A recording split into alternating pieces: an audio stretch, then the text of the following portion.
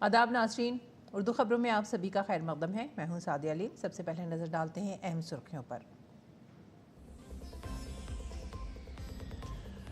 मुल्क 5वीं नस्ल के लड़ाका तैयारे बनाने की तरफ गामजन। वजीर दिफा राजनाथ सिंह ने कहा, इंजन बनाने का काम फ्रांसीसी कंपनी के साथ मिलकर किया जाएगा।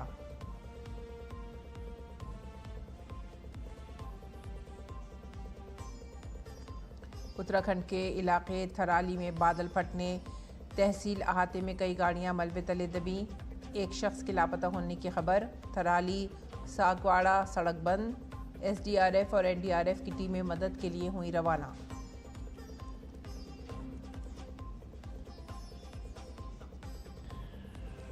ट्रंप ने एक बार फिर रूस पर पाबंदियां और टैरिफ लगाने की दी धमकी। यूक्रेन में अमन मुआहदे तक पहुंचने के लिए 2 हफ्ते का दिया वक्त।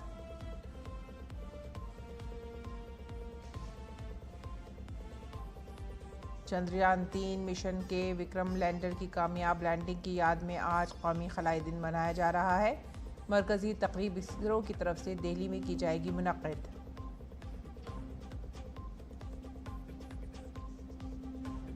कोलकाता में आज ड्यूरेंट कप का होगा खिताबी मुकाबला। नॉर्थ ईस्ट यूनाइटेड और डायमंड हार्बर दोनों ही होंगे आमने सामने।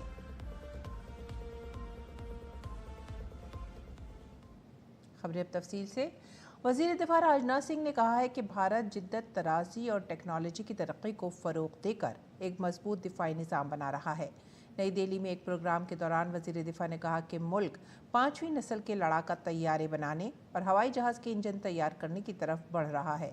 उन्होंने बताया कि फ्रांस की कंपनी सैफरान के साथ मुल्क में इंजन की तैयारी शुरू होने जा रही है। हुकूमत ने भारत एरोनॉटिक्स लिमिटेड को 66,000 करोड़ रुपए की लागत से 97 तेजस लड़ाका तैयारों की तैयारी के लिए एक नए ऑर्डर को मंजूरी दी है। इसके साथ साथ हुकूमत निजी शोबे को तरक्की के लिए साजगार माहौल भी फराहम कर रही है।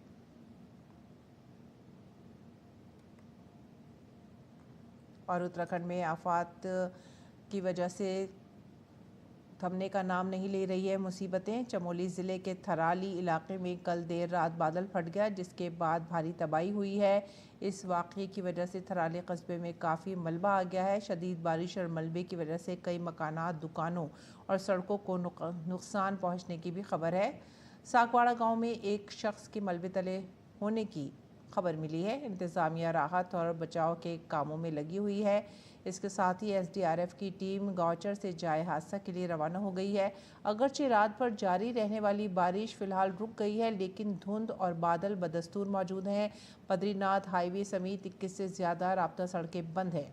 इंतज़ामिया ने तहसील थराली में 12वीं जमात तक के तमाम स्कूलों और आंगनवाड़ी मराकज़ में आज छुट्टी का ऐलान कर दिया है। थराली में रात में अतिवृष्टि से जो है थराली शहर हो गया, तहसील परिसर हो गया, सागवाड़ा गाँव हो गया, चेपड़ो हो गया, आसपास के इलाकों में काफ़ी अतिवृष्टि हुई, काफ़ी जो नुकसान हुआ है। और मलबा आने से जो है एक कविता नाम की महिला जो है 20 साल की दब गई है वहाँ पे महिला, और एक व्यक्ति गंगा जोशी जो है चेपड़ो में लापता है, 72 साल की एज है। रात में ही हम लोगों ने मूव करा दिया था। डीआरएफ की टीम थी, एसडीआरएफ की टीम थी, डीडीआरएफ की टीम हमारी टीम थी, वो मूव करा दिया था क्योंकि रास्ता के ये ब्लॉक हो गया है और इसलिए जो है बहुत दिक्कत हो रही है लोगों को। तो बाकी तहसील के स्टाफ जो है, प्रशासन जो है वहाँ लगा हुआ है राहत कार्य में। इसके अलावा हम लोगों ने रिलीफ कैंप बनाए हैं। उत्तराखंड के वज़ीर आला पुष्कर सिंह धामी ने थराली में बादल फटने के वाक़े पर अफसोस का इजहार किया है। अपने एक्स पैगाम में उन्होंने लिखा, चमोली ज़िले के थराली इलाके में देर रात बादल फटने की अफसोसनाक खबर मौसूल हुई। ज़िला इंतज़ामिया, एसडीआरएफ पुलिस मौके पर पहुंच गई है और राहत बचाव कामों में मसरूफ़ है। मैं इस सिलसिले में मकामी इंतज़ामिया से मुसलसल राब्ते में हूँ और ज़ाती तौर पर सूरत हाल की निगरानी कर रहा हूँ। मैं खुदा से सबकी सलामती के लिए दुआ करता हूँ। सेमिकॉन इंडिया 2025 अगले माह 2 से 4 सितंबर तक नई दिल्ली के यशोभूमि में मुनक़्क़िद होगा, जिसका इफ्तिताह वज़ीर आज़म नरेंद्र मोदी करेंगे। सेमीकंडक्टर और इलेक्ट्रॉनिक्स सनत से मुताल्लिक़ भारत के सबसे बड़े इवेंट में 33 ममालिक के नुमाइंदे शिरकत करेंगे। यहाँ नुमाइश में दुनिया भर से 350 से ज़ायद कंपनियों के स्टॉल्स लगाए जाएंगे। इलेक्ट्रॉनिक्स और इंफॉर्मेशन टेक्नोलॉजी की वजारत के सेक्रेटरी एस कृष्णन ने कहा कि तिजारती इस्तेमाल के लिए भारत की पहली चिप इस साल के आखिर तक तैयार हो जाएगी। We will be seeing a substantial amount of enthusiasm which is being displayed by members of the semiconductor industry from across the world. Many companies, academic institutions, research institutions, all of who are expected to be at this event. Further, I think this also builds on the success story of India's semiconductor mission. As you're well aware, 10 projects have been cleared and are at various stages of implementation.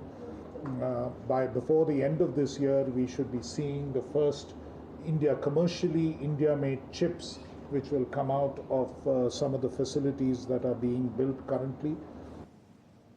GST council की 56वीं meeting 3 और 4 सितंबर को राजधानी दिल्ली में होगी। इस meeting में GST के मौजूदा 4 स्लैब्स को कम करके 2 स्लैब करने की तजवीज़ पर फैसला किया जाएगा।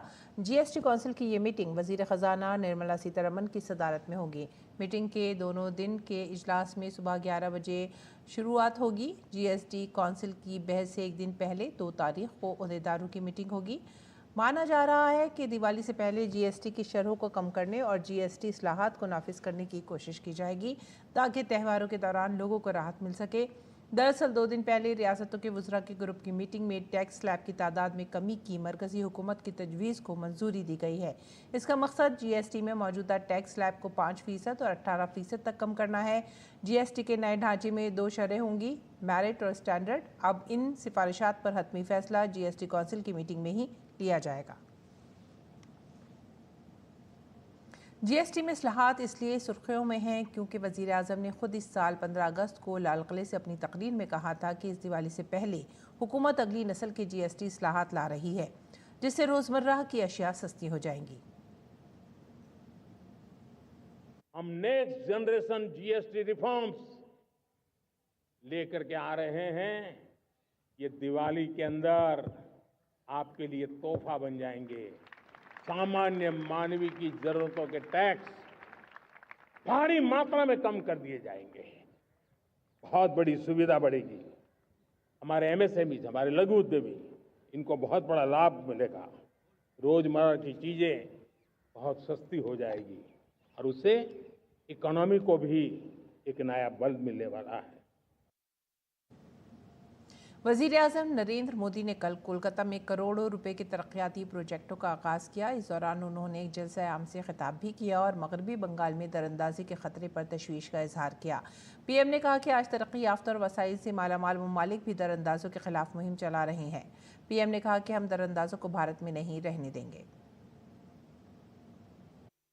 मुझे हैरानी है कि टीएमसी, कांग्रेस समेत कुछ इंडी अलायंस के राजनीतिक दल तुष्टीकरण के आगे घुटने टेक चुके हैं।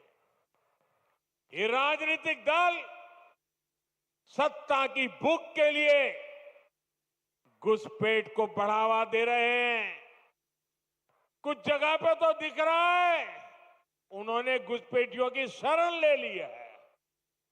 साथियों, पश्चिम बंगाल तो सीमावर्ती राज्य है। जिस प्रकार बॉर्डर के इलाकों में डेमोग्राफी बदली जा रही है, ये पश्चिम बंगाल में सामाजिक संकट भी पैदा कर रहा है। खास तौर पर किसानों से धोखाधड़ी करके उनकी जमीन पर कब्जा किया जा रहा है। आदिवासियों को गुमराह करके उनकी जमीन हड़पी जा रही है।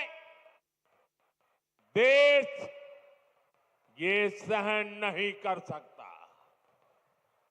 इसको रोकना ही होगा। इसलिए इस बार लाल किले से मैंने घुसपैठ के खिलाफ विशेष डेमोग्राफी मिशन की घोषणा की है। जो लोग सिर्फ यहां हमारे लोगों की रोजी रोटी छीनने आए हैं, जो फर्जी तरीके से कागज बनाकर रुक गए हैं, उनको यहां से जाना ही होगा।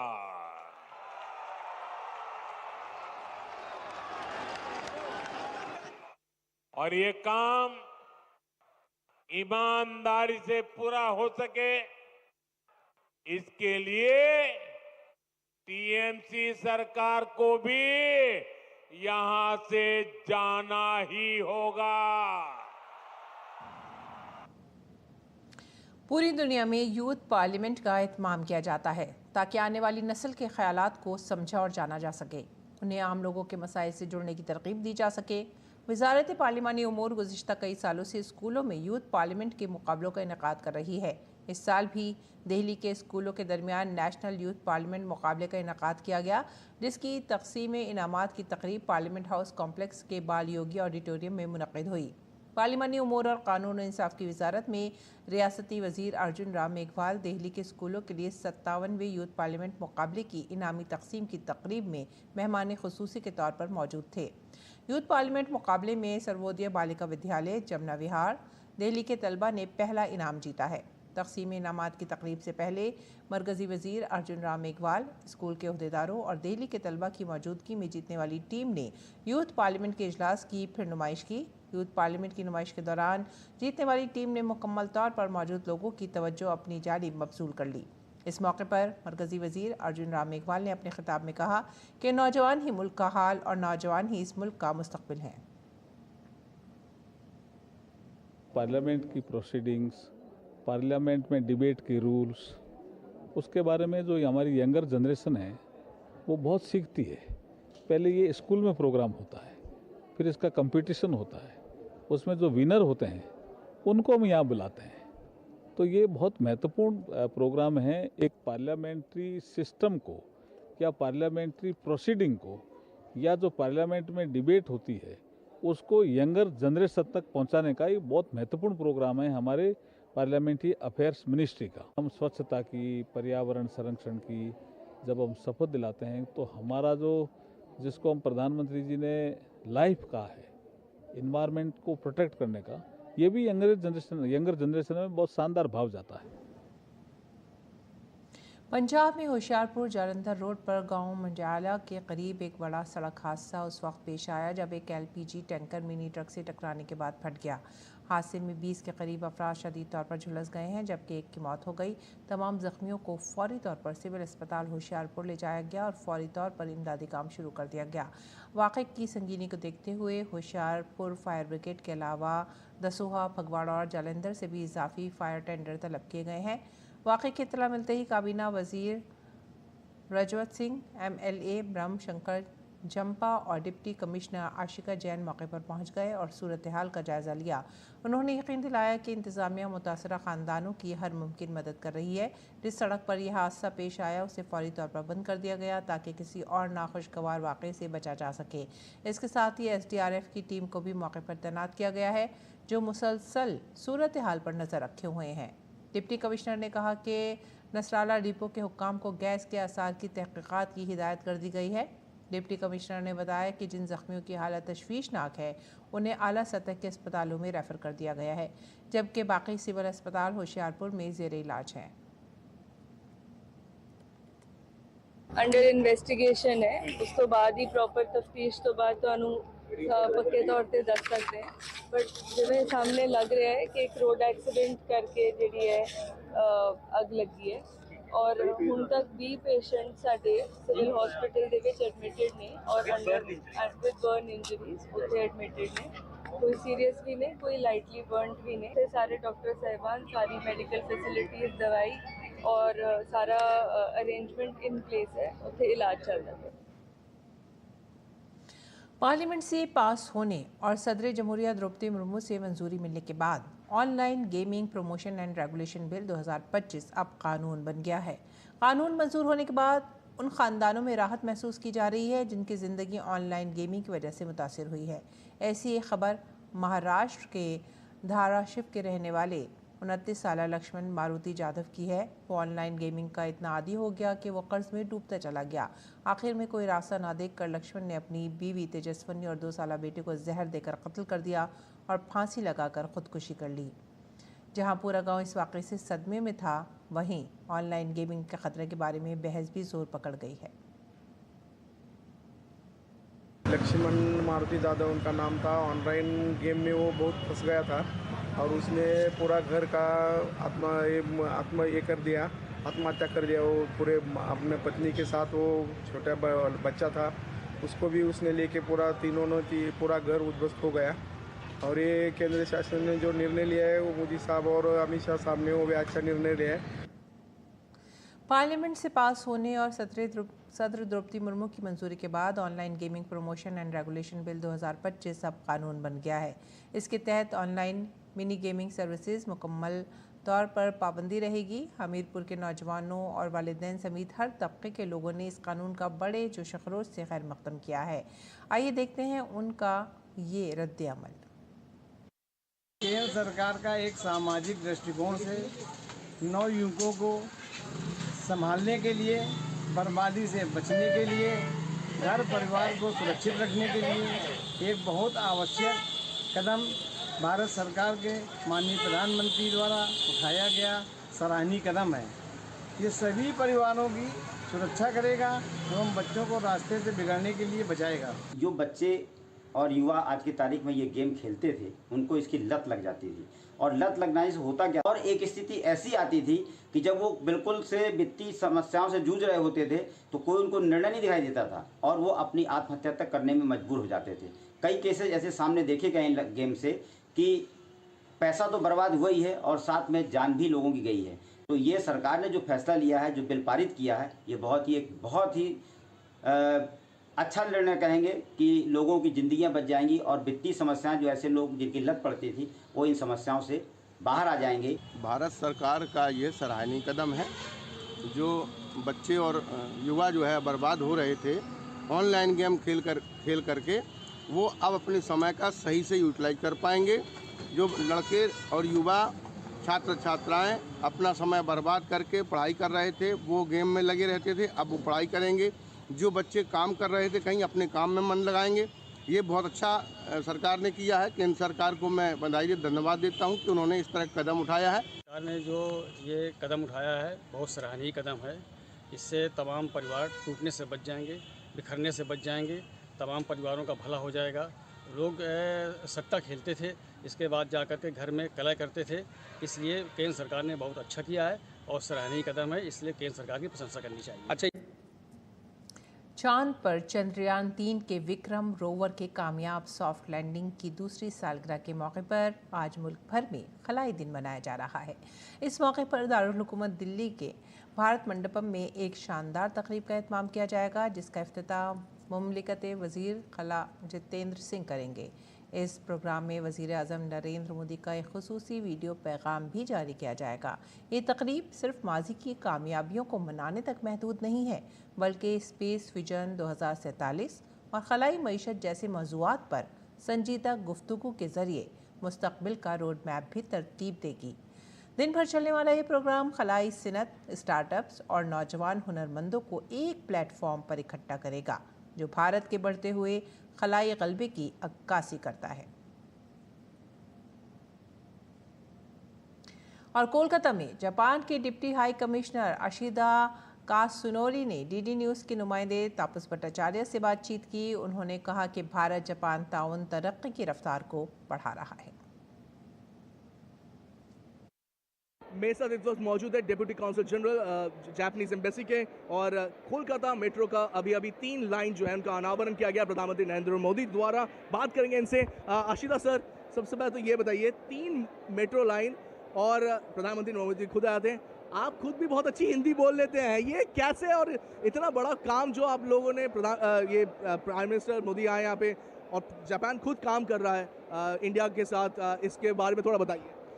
आज की जो प्रोजेक्ट है, आपको भी पता होगा कि आधा जो हिस्सा है वो जापानीज गवर्नमेंट की ओर से कोऑपरेट किया गया है, और ये जो बड़ा प्रोग्राम के आगाज़ में आज प्रधानमंत्री श्री नरेंद्र मोदी साहब तशरीफ़ लाए हैं, ये हमारे लिए बहुत खुशी की बात है। आशिदा सर, इतनी अच्छी हिंदी आप बोल देते हैं, भारतवासियों को ये जानना ज़रूरी, वो जानना चाहेंगे कि इतनी अच्छी हिंदी आपने कहाँ सीखी? मैंने यूनिवर्सिटी में हिंदी सीखी थी। और जैसे ओसाका यूनिवर्सिटी में, और उसके बाद इसी इलाके में आने जाने से कोई हाँ चौरा। अच्छा, ये जानना जरूर चाहिए कि आपने कहा प्रधानमंत्री ये जो तीनों प्रोजेक्ट किया है और जापान आधा पैसा इसमें लगा भी रहा है, इसके साथ साथ एक बुलेट ट्रेन का प्रोजेक्ट भी है जिसमें जापान बहुत काम कर रहा है भारत के साथ, थोड़ा सा उसके बारे में डिटेल बताएं। हाँ, ये बहुत बड़ा प्रोजेक्ट है और हिस्टोरिकली स्पीकिंग ये बहुत सबसे बड़ा होगा। दोनों ही देश बहुत पहले से काम कर रहे हैं, बुद्धिज़्म में एक साथ है, रिलीजन में है, मॉडर्न मार्वल्स हम लोग तैयार कर रहे हैं इस तरीके के, और क्या क्या चीज़ें जो दोनों देश मिलकर आगे बढ़ सकते हैं। प्रधानमंत्री का एक दौरा भी होने वाला है जापान में, क्या क्या चीज़ें और बात की जा सकती है? संयोग में आज ऐलान किया गया है प्रधानमंत्री साहब जापान जा रहे हैं और मैंने कहा है कि हिस्टोरिकली बुद्धिज़्म के से लेकर अब आईटी के फील्ड में भी हमारा कोऑपरेशन है बहुत बढ़ गया है, यानी पुराने ज़माने से लेकर मुस्तकबिल आइंदा भी ये मुसलसल ये लगातार किया जाएगा। जापान और भारत एक दूसरे के साथ आईटी से लेके बुद्धिज़्म से लेके मॉडर्न मार्वल्स जो इस तरीके के कोलकाता मेट्रो हम देख पा रहे हैं उसमें काम कर रहे हैं, और वो दिन दूर नहीं है कि दोनों विकसित भारत का जो भारत का सपना है उसमें भारत का बहुत बड़ा मदद जापान की तरफ से हमें देखने को मिल रहा है। कैंपस से राणा के साथ मैं तापोष भट्टाचार्य, दूरदर्शन समाचार, कोलकाता। बस्तर छत्तीसगढ़ में Bisnauli Sarvodaya village industry service institute और गैस लिमिटेड के जरिए एक कम्युनिटी हेल्थ कैंप का इनेकाद किया गया। कैंप में गाँव वालों को इलाज के साथ साथ मुफ्त अद्वियात भी तकसीम की गई। कैंप का मकसद देही इलाकों में सेहत की खदमात को मज़ीद काबिल रसाई बनाना है। खून की कमी, डायबिटीज़ और हाई ब्लड प्रेशर जैसी बीमारियों का इलाज किया गया। पेश है ये रिपोर्ट। छत्तीसगढ़ के बस्तर जिले के चौकवाड़ा गांव में बंसौली सर्वोदया ग्राम ड्यूक सेवा संस्थान यानी BSGSS और गेल गैस लिमिटेड यानी GGL के जरिए एक जन आरोग्यम कम्युनिटी हेल्थ कैंप का इनेकाद किया गया। चौकवाड़ा जिला बस्तर के जगदलपुर तहसील में वाक़ई है, जो कि तकरीबन 1532 की आबादी के गांव के साथ एक कबायली अक्सरियती इलाका है। यहाँ लगाए गए कैंप का मकसद देही इलाकों में सेहत की खिदमात को मजीद काबिल रसाई बनाना है। चौकावाड़ा में अनीमिया और नॉन कम्युनिकेबल डिसीजेस का स्पेशल कैंप आयोजित किया जा रहा है। इसमें बिश्नौली सर्वोदय ग्रामोदय सेवा संस्थान का विद कोलैबोरेशन ऑफ गेल के साथ कर रहे हैं, और बिश्नौली संस्थान तो पिछले 1 साल से जिला बस्तर में काम कर रहे हैं। जन आरोग्यम कम्युनिटी हेल्थ कैंप में गैर मुतादी अमराज पर खुसूसी तवज्जो दी गई, जिसमें खून की कमी, डायबिटीज़ और हाई ब्लड प्रेशर जैसी बीमारियां नुमायां थीं। माहिर डॉक्टरों की टीम ने गांव वालों का अमूमी सेहत का मुआयना किया और ज़रूरी मशवरा भी दिया। इसके अलावा मुस्तकीन को मुफ्त अद्वियात भी तकसीम की गयी। मकामी लोगों का कहना है कि पहले इलाज के लिए दूर दराज जाना पड़ता था, लेकिन कैंप से इलाज अपने ही इलाके में मुहैया हो रहा है। यहाँ पे आए हैं इलाज करने, अच्छा लगा कि मतलब मेडिकल खुला और दवाई वगैरह मिला। जा नहीं पाते थे, किसके पास पैसा था किसके पास नहीं था, तो नहीं जा पाते थे। बहुत खुश है, आ रहे हैं तो डॉक्टर साहब इलाज कर रहे हैं, हमको दवाई दे रहे हैं। दरिसना BSGSS की CEO नंदिता बख्शी ने कहा कि सेहतमंद शहरी तरक्की याफ्ता हिंदुस्तान की बुनियाद है। इसी सोच के साथ बंसोली सर्वोदया ग्राम ड्यूक सेवा संस्थान गुज़िश्ता 20 सालों से देहाती इलाकों में सेहत के मराकज़ चला रहा है। भारत के ग्रामीण इलाकों में स्वास्थ्य केंद्र चलाती है। चौकावाड़ा गांव में एक बहुत बड़ा एनीमिया, हाइपरटेंशन और डायबिटीज के लिए कैंप किया गया और हमें यहाँ पे काम करके बहुत संतुष्ट है। गेल गैस लिमिटेड के डायरेक्टर ने कहा कि कंपनी माशरे की हमगीर तरक्की के लिए पुरज़्म है। उन्होंने बताया कि देही इलाकों में सेहत, तालीम और सफाई से मुतालिक प्रोग्रामों का तसलसल से इनेकाद किया जाएगा ताकि ज़्यादा से ज़्यादा लोग इन इक़दामात से फ़ायदा उठा सकें। This will go a long way in addressing the health needs of the residents in this area. It's a matter of immense satisfaction that the Jan Arogyam team of the NGO has gone all out to cover a large area in the region. इस health camp से न सिर्फ गाँव वालों को फौरी राहत मिली है, बल्कि इस कैंप ने ये पैगाम भी दिया है कि सेहत की बेहतर खिदमात अब शहरों तक महदूद नहीं रहेंगी, बल्कि हर गाँव तक पहुँचेंगी।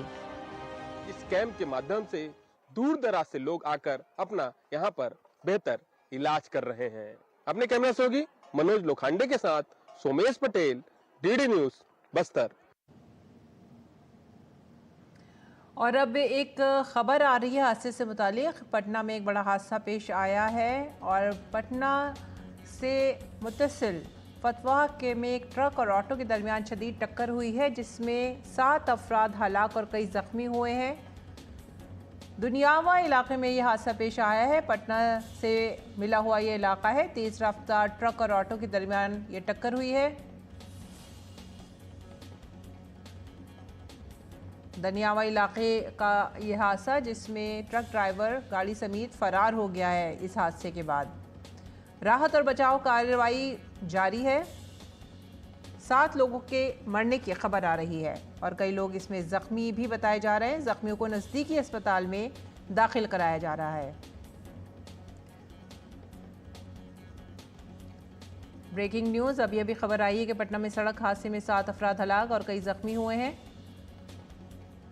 दनियावा इलाका पटना से पास में ये इलाका है, फतवाहा के पास, और ये तेज़ रफ्तार ट्रक और ऑटो के दरमियान टक्कर हुई है, जिसमें ड्राइवर फरार हो गया है। ज़ख्मियों का इलाज कराया जा रहा है और उन्हें पास के अस्पताल में तिब्बी सहूलियात मुहैया कराई जा रही हैं। और इस अफसोसनाक सड़क हादसे के बाद आइए अब रुख करते हैं अखबारात का। देखते हैं इस बार अखबारात में क्या लिखा गया है, कौन सी सुर्खियां हैं आज की।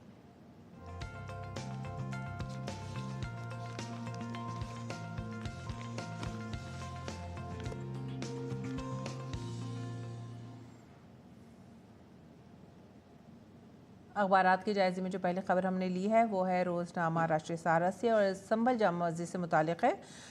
संभल जामा मस्जिद तनाज़े में अगली समात तक जूं की तू सूरत हाल बरकरार रखने की हिदायत दी गई है। उसके बाद की अगली सुर्खी, SIR आधार कार्ड को भी शिनाख्ती कार्ड के तौर पर कबूल करने का हुक्म। तमाम सियासी जमातों को 8 सितंबर को अगली समात पर स्टेटस रिपोर्ट पेश करनी होगी। और इसके बाद की अगली सुर्खी इनकलाब से, कहत ने पूरे गजा शहर को अपनी लपेट में ले लिया है। अक़वाम मुत्तहिदा और खुराक के आलमी क़िल्लत की निगरानी के इदारे ने अगले माह के आखिर तक जुनूब में खान यूनुस तक इस कहत के फैलने का अंदेशा ज़ाहिर किया है। उसके बाद की अगली सुर्खी, वज़ीर आज़म ने बिहार में 1200 करोड़ रुपए के मंसूबों का संग बुनियाद रखा और इफ्तिताह किया। आगे बढ़ेंगे अगली सुर्खी की तरफ। वक्फ जायदादों का पोर्टल पर रजिस्ट्रेशन मामला सुप्रीम कोर्ट पहुंचा। मुस्लिम पर्सनल लॉ बोर्ड। और सहाफ़त की अगली सुर्खी, आवारा कुत्तों के मामले पर सुप्रीम कोर्ट का फैसला आया है। अब इन कुत्तों को वैक्सीनेशन के बाद दोबारा से उसी जगह पर छोड़ दिया जाएगा जहां से इन्हें पकड़ा गया था। इसके बाद की जो सुर्खी है वो है, अब बदउनवान जेल भी जाएंगे और कुर्सी भी जाएगी। वज़ीर आज़म मोदी ने कहा कि 113वीं आईनी तरमीम बिल में करप्शन के ख़िलाफ़ मजबूत हथियार मुहैया कराए गए हैं ताकि करप्शन कम हो।